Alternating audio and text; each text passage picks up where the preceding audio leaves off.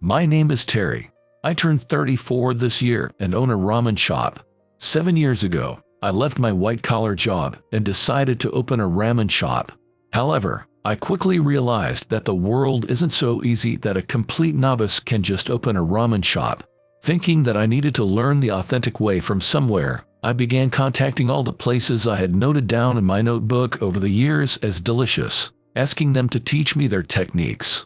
Of course, most of them turned me down, saying they were too busy or didn't want to increase competition by sharing their techniques with a potential rival. But one day, I met a kind-hearted shop owner who allowed me to start my training in ramen making. Of course, since I was being trained, I worked almost for free while I was there. After the shop closed for the day, the owner would start teaching me the techniques from scratch. I couldn't have done this without the support of my wife. She suggested that it was better to save as much of the money I had earned during my white-collar worker days for the opening funds. Her family ran their own business, and there were many times when they couldn't make ends meet, feeling the strain of the situation. So, the notion that having money is always better was ingrained in us. She strongly believed that it was best to avoid debt as much as possible. For these reasons, I ended up causing my wife hardship for many years. However, it was fortunate that I started my training at the young age of 27, as it meant I could open my shop while I still had plenty of energy. All of this was possible thanks to my wife, Emily, who worked tirelessly morning and night for 5 years to support our household. However, perhaps due to the accumulated physical stress, Emily's health gradually declined, and her complexion worsened year by year. Her body was silently screaming for help. By that time, her menstrual cycle had stopped due to malnutrition. Though we had managed to open the shop, it was still not well known in the neighborhood, and everything was a groping process. I wanted to tell my physically weak wife not to overdo it, but the daily grind was so exhausting, and our frugal diet had begun to take its toll on my body too. It was impossible to sustain ourselves on a diet further reduced in meat and vegetables alone. The nutrition from just ramen broth and rice was insufficient. Our nutritionally poor diet slowly made our movements sluggish. Being aware of my physical condition, I didn't have the luxury to tell her to stop working. Despite all this, I couldn't continue being a white-collar worker and had to quit my job. For me, societal life was painful. Commuting to the same place at the same time every day, performing manualized work, and living within an organization. I continued enduring for the sake of maintaining our life with Emily. But once I had saved enough money, I decisively quit my job. I had discussed it with Emily beforehand, and to my surprise, she accepted it with a smile. Thanks to her, I was able to quit my job without much hesitation. Since I was training while working, I couldn't take on more work. Even though I knew my wife was exhausted, I had no choice but to continue relying on her kindness. Was it a punishment for what I had done? One day, Emily didn't wake up. That morning, I just thought she was sleeping in more than usual. However, my wife, Emily, who usually gets up on time, didn't wake up, not even after a long while. It was unusual for her, who never overslept. As the bedroom remained silent, a sense of dread slowly began to cloud my mind. Could it be she didn't set the alarm? But that too seemed unlikely for the always diligent Emily. "Hey, Emily, it's getting late. Time to get up, don't you think?" I peeked into the bedroom and called out to her, but Emily didn't move at all.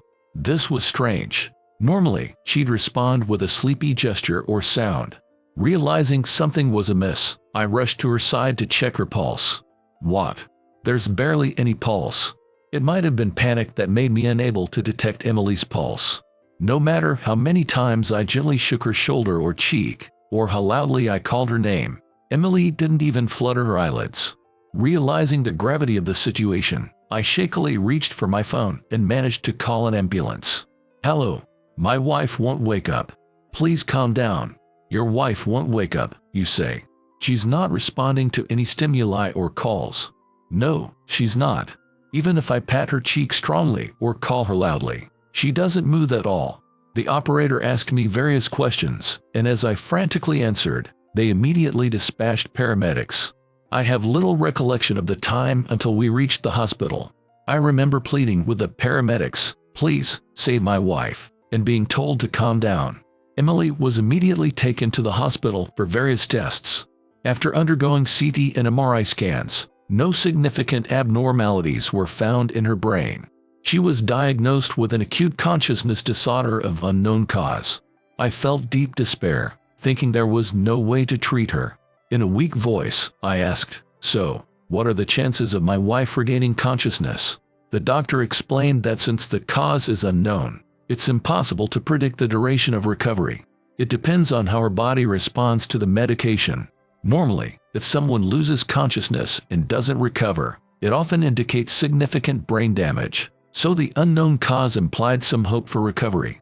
But being told that it's uncertain if she'll ever make a recovery, I was lost, wondering how long I should wait, or if I might never see her again.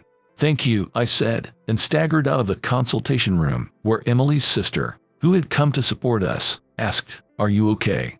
Actually, Emily's relationship with her parents wasn't great, so even in such a situation, they left soon after realizing there was nothing they could do.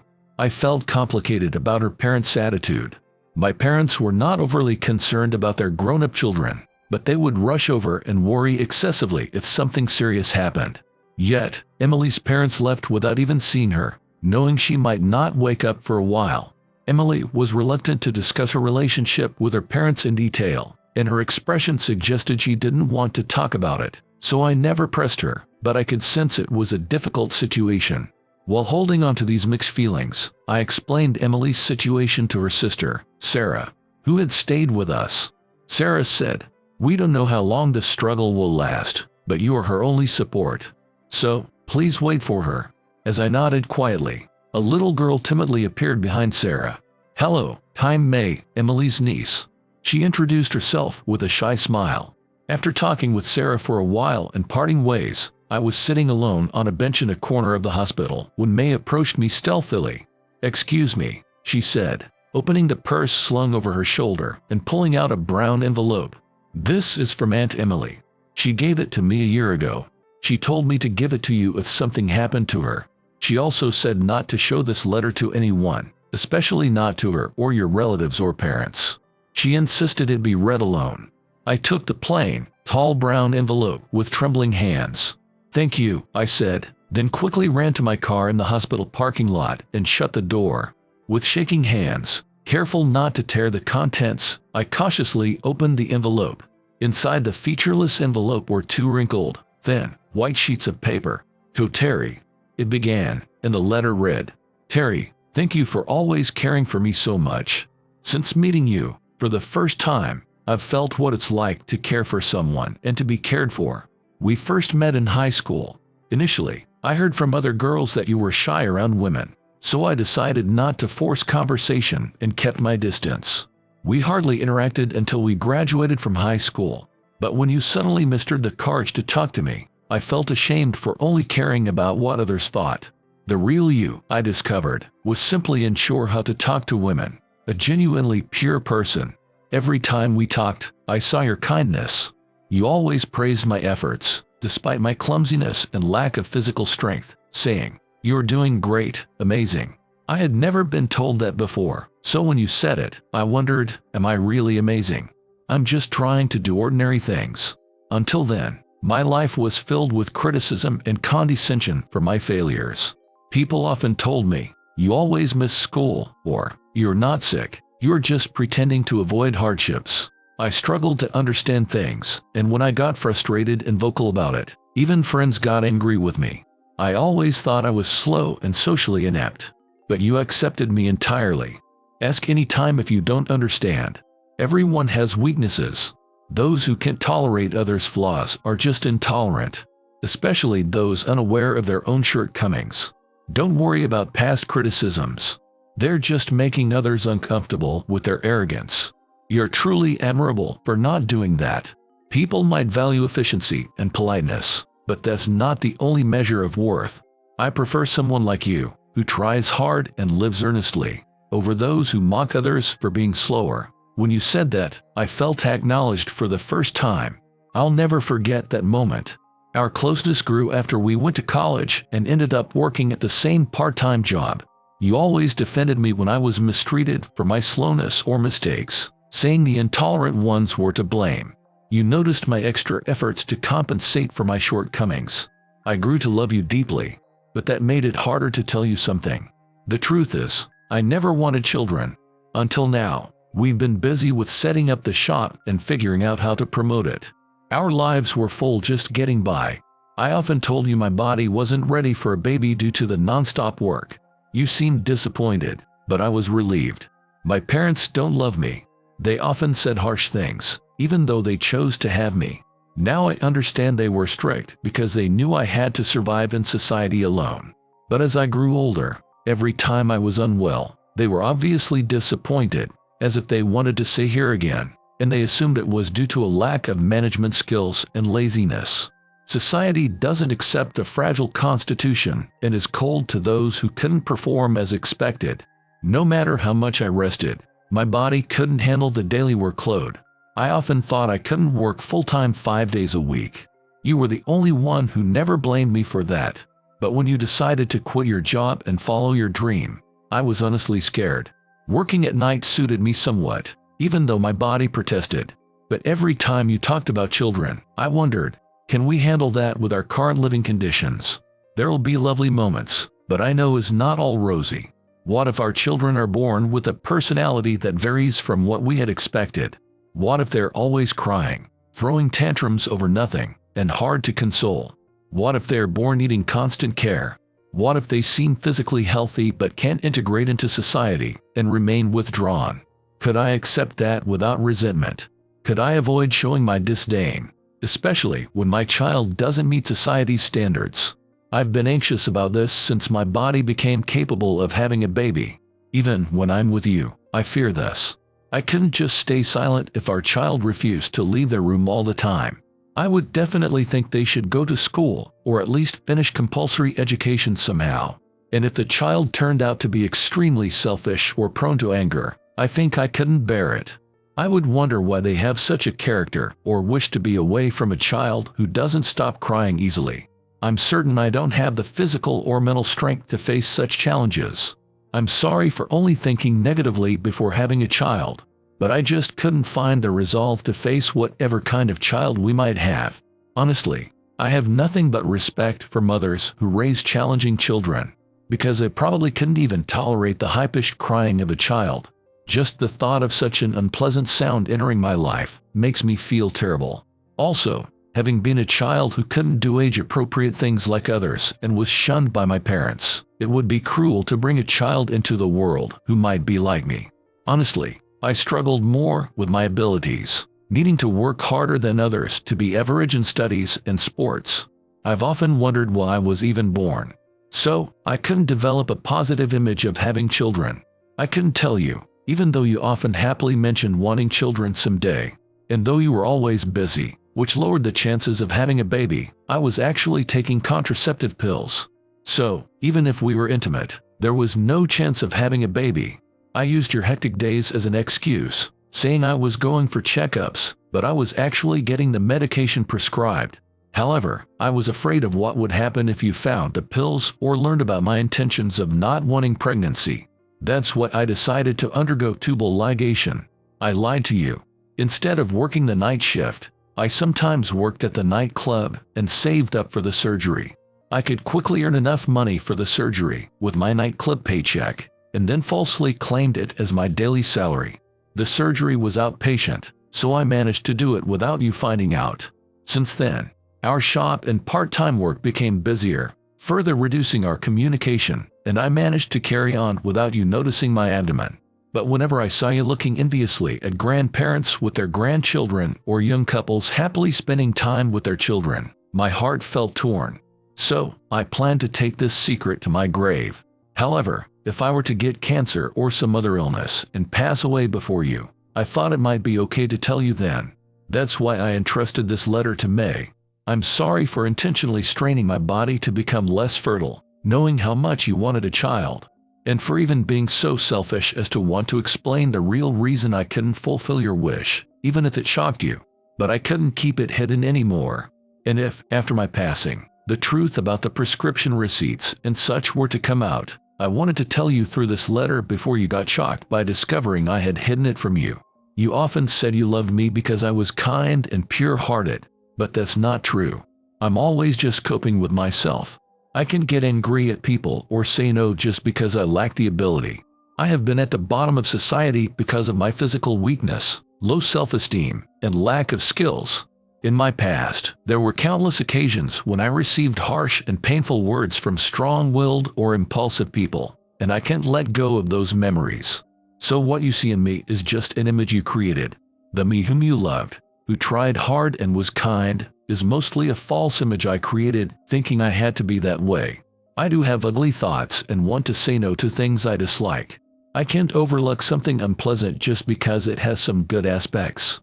Maybe part of me married you because I like your face. So, if I'm gone or even if I survive, please stop looking for a kind, good person in me. That's everything I wanted to reveal to you. Don't stay with me just because you idealize women as kind, nurturing, and gentle. If that bothers you, let's separate. I'm sorry for deceiving you all this time. I don't believe everyone stands before others as they truly are. Most probably wear masks like me. But we've always avoided honest conversations. Maybe because we needed each other and didn't want to choose separation over minor disagreements. But does that really make us suitable as a couple who will live together for life? I now think about whether we're really in a relationship without trust. I'm sorry for being late to realize such simple and basic things. But I just couldn't bear the pressure anymore, from society's expectations or even from you. I'm really sorry. If there's a chance for me to live with you again, and if you will accept me for who I am, then maybe this time, I can breathe easily and live happily with you. From beginning to end, I've been nothing but selfish. If reading this makes you hate me, feel free to find someone new. Don't worry about me. Live your own life happily. But I've been happy until now. Thank you. In the letter, there were many of my wife's true feelings, but it ended with words of gratitude to me.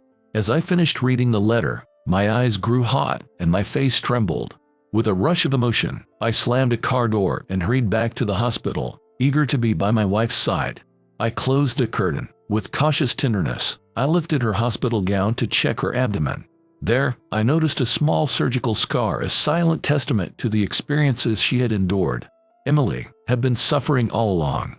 She had always felt burdened by her inadequacies and the attitudes of others around her, finding it difficult to live a normal life. And all this time, I thought I had understood her well enough. I had been proud of myself and satisfied with my role as a supportive husband. Indeed, to Emily, who had always been oppressed, I might have seemed like the most reliable and trustworthy person. However, all I did was slightly and temporarily alleviate my wife's difficulty in living. In the end, every time she faced society, she felt the hardship.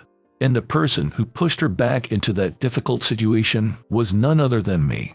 Had she not married me and remained single, she might have had to earn money for a living. Nevertheless, it wouldn't have been necessary for her to work to the point of exhaustion. It was my decision to start my own business that forced her into such relentless labor. Especially during lean periods, the need for her to work harder became even more pronounced.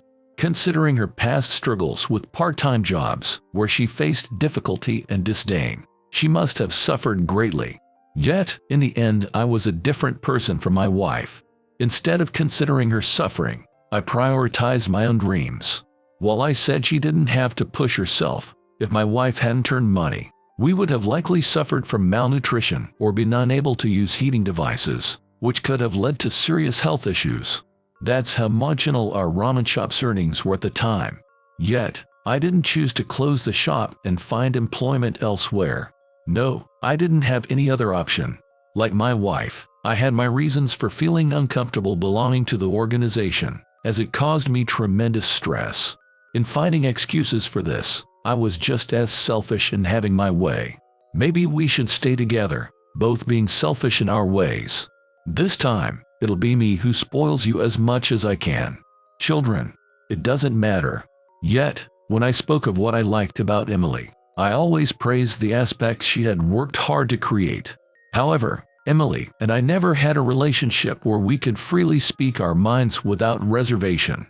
A relationship where we could casually joke around or share darker thoughts would undoubtedly be more comfortable for us to live together in the future. In fact, Long-term relationships probably need such openness to prevent suffocation. While there are certainly people who don't express or prefer this kind of openness, most people are ordinary folks who sometimes want to vent or complain. Somehow, I had imposed upon Emily the idea that she was someone who should never say such things. Despite her already living a life of struggle and pushing herself to her limits, I further damaged her body and spirit. It was only after reading her letter that I realized this. I'm sorry. I'm sorry, Emily. It's me who should apologize. There's nothing wrong with what you've said. I don't want anything if that means losing your smile. I'm sorry for everything until now. Thinking this, I held Emily's hand tightly and kept stroking her shoulder as she lay there. Emily, Emily, I'm sorry for everything I have done. It was all my fault. I knew about your struggles, your hardships, and yet I only pursued my own desires. Returning to the organization and earning wages is challenging for me, but from now on, I'll make sure you don't have to suffer anymore. Please wake up. I continued to speak desperately, while May silently watched from behind. After that, I visited Emily every day, telling her repeatedly, you don't have to try so hard anymore. Live as you like. Just being yourself is enough. Just being yourself is enough, Emily. I repeated, continuing to stroke her hand. But even after 6 months, then a year, Emily didn't wake up, and the attending doctor said it was likely she would remain this way. Despite hearing this, I didn't get discouraged. It's true that recovery becomes increasingly difficult as the years pass without consciousness. But it's only been a year since Emily fell into this state. I'm not ready to give up.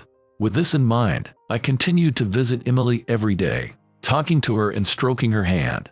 Meanwhile, I relentlessly focused on my ramen shop, constantly brainstorming ways to make it more successful. I wanted my ramen shop to be known nationwide. I yearned to proudly tell Emily that she no longer needs to work, to assure her of that comfort. Driven by this determination, I ventured into various promotional activities, experimenting and learning along the way.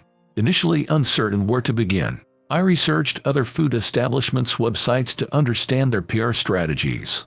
Armed with this new knowledge, I decided to put everything into practice. I engaged in social media marketing, video uploads, participation in ramen and food events. Anything I could do, I did. As a result, customers who tried our ramen at these events began to spread the word about how delicious it was.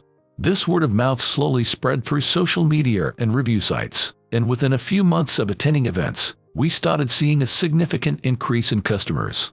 If this continued, I wouldn't need to ask Emily work for extra money anymore.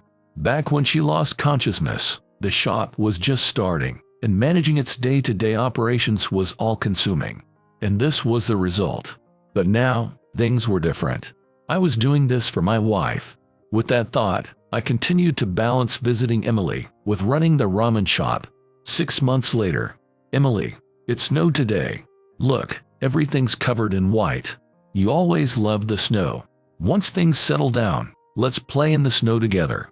Though there was little I could do for the unresponsive Emily, every time I visited, I spoke to her, held her hand, and gave her massages to provide some stimulation.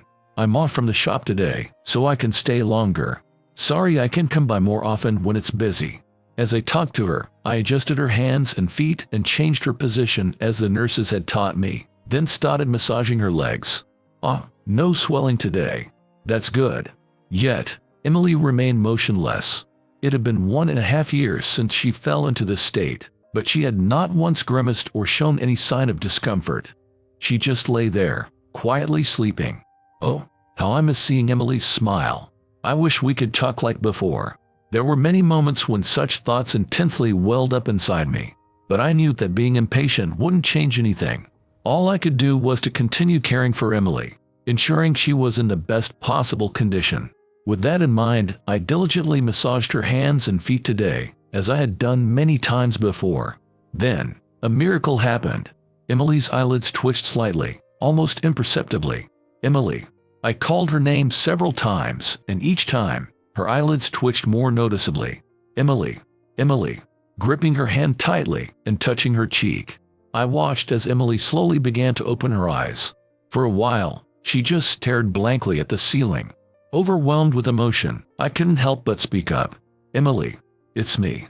Do you hear my name? As I clung to her, Emily slowly opened her mouth and whispered, Terry.